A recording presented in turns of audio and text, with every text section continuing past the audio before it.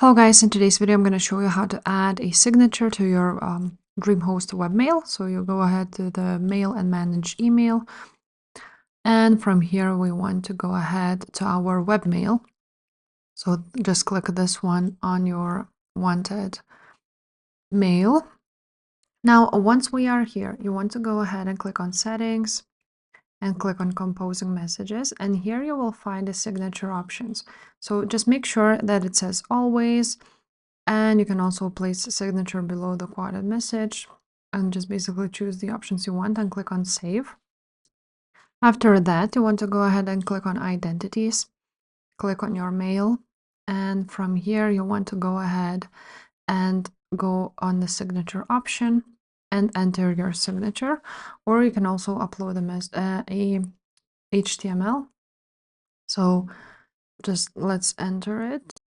And now once we entered our signature, I'm just going to copy it. You want to go ahead and click on HTML. So let's just save this one. And now let's click HTML right there. And here it is. So here now you can actually change the font to a different one. And you can also choose a font size and so on and so forth. You can also add a image right there. For example, your logo. So here you can choose a source, or you can just upload it here. And now once we added the image, you want to save it. And now you can also make sure it's smaller and maybe place it somewhere at the top, maybe. So let's click enter and just leave it like so. Now we want to save it. And now you want to go ahead to your email compose.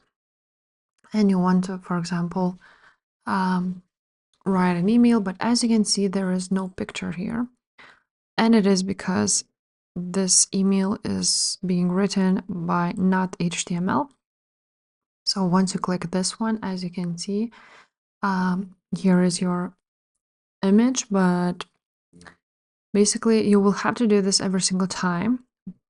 But we can again go to our settings and make sure that this will be done automatically. So I'm just going to discard this email. And now we want to go ahead and click the composing messages. And here you can see compose HTML messages.